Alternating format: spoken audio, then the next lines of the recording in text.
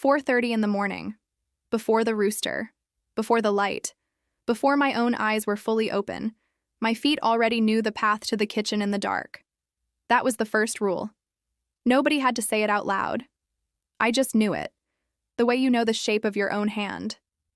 My name is Esther. I was 19 when I married, and for the first 2 years of my marriage, I believed that my entire worth as a wife could be measured in one simple question. Was my husband happy today? But I need you to understand something before I go further. This is not the story you think it is.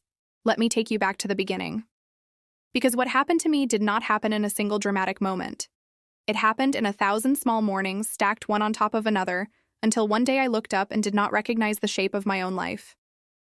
I grew up in a large Amish family in Indiana. 7 children, a busy farmhouse, the particular rhythm of a household where every hand mattered. I watched my mother my entire childhood, watched the way she moved through her days with a quiet, relentless attentiveness to my father's needs. His coffee ready before he asked. His boots by the door, warmed near the stove on cold mornings.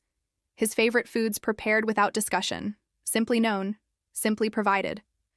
I thought this was love. I still think in some ways it was. But here's what I did not understand as a child, watching from the edges of that kitchen. I did not understand the cost of it. I did not understand what it meant to build an entire daily architecture around one person's comfort.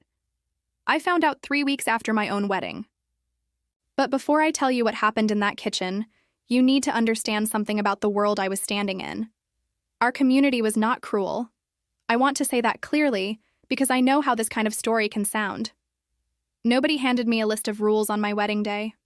Nobody sat me down and explained what would be expected.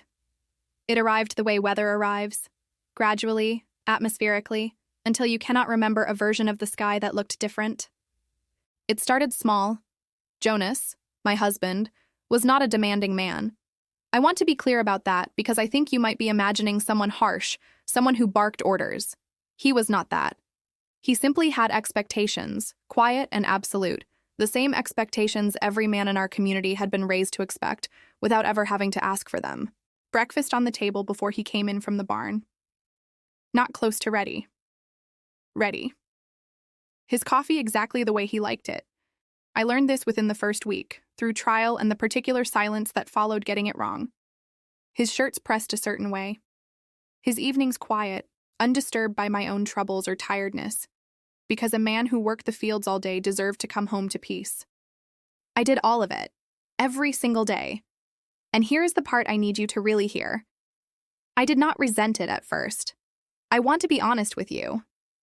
There was something almost satisfying in the precision of it, in becoming so skilled at anticipating another person's needs that friction simply disappeared from our household. But something was happening underneath that precision. Something I did not notice until it was already deep inside me. I stopped asking myself what I wanted for breakfast. I want you to sit with that for a second. It sounds so small. It is small. And that is exactly why it took me 2 years to notice it was happening. Every morning I made Jonas's plate first, arranged exactly how he liked it, and only after his plate was made did I consider my own. And by then I was usually eating standing at the counter, something quick, something that did not require thought, because thinking about what I wanted had quietly stopped being part of my morning routine at all. It was not just breakfast, it was everything. What we did on a Sunday afternoon, which neighbors we visited, what color the curtains would be. Somewhere in that first year, without a single argument, without a single moment I could point to and say, there, that is where it happened. My preferences had simply stopped showing up in the conversation. Not because Jonas silenced them, because I had stopped bringing them. I told myself this was virtue. I told myself this was what the Ordnung asked of me. Humility, service, a wife's quiet devotion to the peace of her household. I told myself all of this while standing at that counter eating cold eggs off a chipped plate that nobody had ever thought, including me, was worth replacing. I remember the specific texture of those mornings. The cold of the kitchen floor through my socks before the stove had warmed the room. The smell of coffee grounds and wood smoke mixing together in the dark.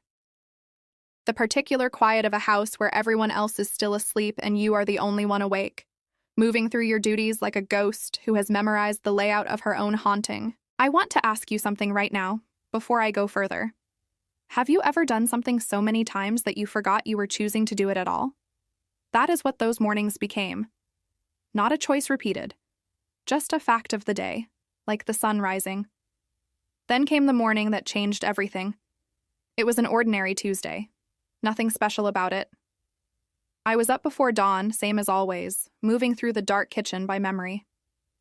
And as I reached for the coffee tin, my hand paused, just paused, for no reason I could immediately name. I asked myself a question I had not asked in 2 years. What do I actually want this morning? I stood there in the dark for a long moment. And I realized I did not know the answer. I had gotten so good at knowing what Jonas wanted that I had lost the thread of my own wanting entirely. The question felt foreign in my own mouth, like trying to speak a language I used to know as a child and had almost completely forgotten. That frightened me more than anything that had happened in those 2 years combined. I did not change everything that morning. I want to be honest about that, because I think stories like this sometimes pretend the realization is the resolution, and it is not. I made Jonas's breakfast the same as always. But that evening, I did something small. I asked him a question I had never asked before. 3 years into our marriage, I asked him what he thought I wanted, for once, without me telling him. He looked at me like I had spoken in a language he did not recognize either. That was the moment I understood something important. This was not only happening to me, it was happening to us. A whole shared blindness, built by a community, inherited by both of us, that had made my preferences invisible not just to me, but to him as well. He was not a villain in this story. He was a man raised inside the same unspoken architecture I was raised inside, taught that a wife's happiness was measured by how well she disappeared into his. What came after that evening was not a single transformation. It was slow. It was small. It was learning, gradually, to let my own preferences exist out loud again, starting with something as small as saying, one morning, that I wanted my eggs a different way than I had been making them for 2 years. Watching Jonas's face when I said it. Watching him pause and then nod, and then, slowly, over months, begin asking me questions he had never thought to ask before. I am not going to tell you that our marriage became something entirely different overnight. That would not be honest. What I will tell you is this. The daily ritual of keeping a husband happy is not, in itself, a bad thing. Care is not a bad thing. Attentiveness is not a bad thing. What is dangerous is when it becomes one-directional so completely, so quietly, that an entire person disappears inside of it without either of you noticing. I still make Jonas's coffee most mornings, but I make my own plate first now. Some mornings that feels like the smallest thing in the world. Other mornings, standing there with my own plate in my own hands, it feels like the bravest thing I have ever done. There is a particular moment I think about often. It was maybe 4 months after that Tuesday morning. I was making breakfast, and without thinking about it, without any deliberate decision, I reached for my own plate first. Not out of protest, not out of anger, just because for the first time in 2 years, it did not occur to me to do it any other way. Jonas noticed. He did not say anything. But he watched me for a moment, and something in his face had changed too. A kind of quiet recognition, as though he was seeing a person he had forgotten was there. That is the part of this story that surprises people most when I tell it. It was not a fight. It was not a confrontation. It was just 2 people, slowly, awkwardly, relearning how to see each other as whole. I want to ask you something tonight.